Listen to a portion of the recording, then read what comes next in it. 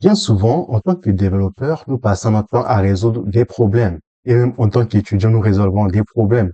On a des exercices d'algorithmie et le plus souvent, nous passons des entretiens techniques où notre habilité à résoudre des problèmes est évaluée. Personnellement, j'ai mis en place un framework que j'ai nommé LRACO qui me permet, moi, de résoudre des problèmes que je vais vous présenter dans cette vidéo. Alors, ce framework se décompose en 5 lettres. La première, L pour lire, R pour reformuler, A pour approche, C pour coder, O pour optimisation. Lire. Il est important de lire avant de résoudre un problème parce que lire va nous permettre d'avoir une compréhension du problème, avoir une compréhension du problème, une vision large du problème.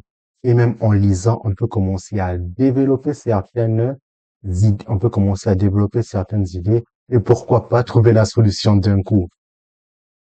Et une fois qu'on a fini de lire, il est important de reformuler. La reformulation va nous permettre de valider notre compréhension du problème. On se dit, OK, mais je dois résoudre ce problème qui consiste à faire ceci. Alors, pour résoudre ceci, j'aurais donc besoin en entrée de, donc pour résoudre donc ce problème, j'aurais besoin en entrée de ceci et en sortie, j'aurais besoin de cela.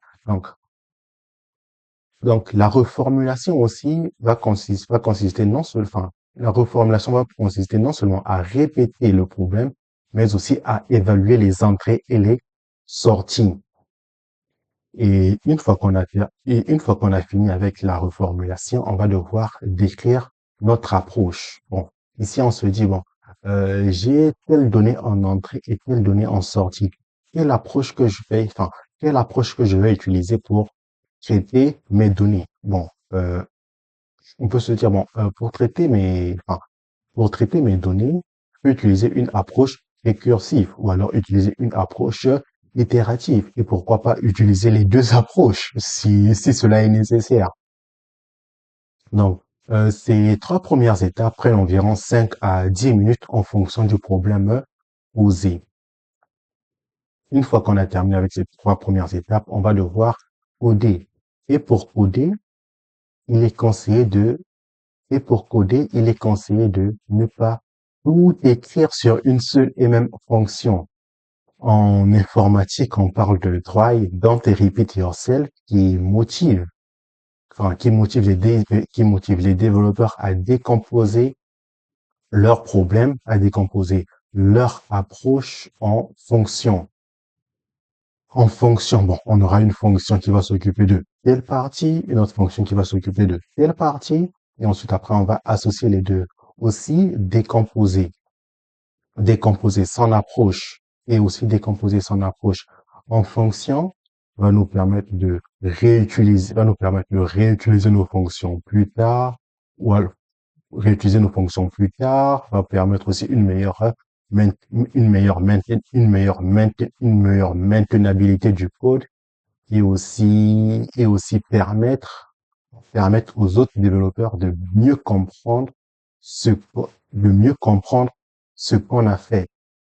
Une fois qu'on a fini de coder, il est important de tester parce qu'on va pas se mettre à, parce qu'on va pas directement publier un code sans pour autant le tester.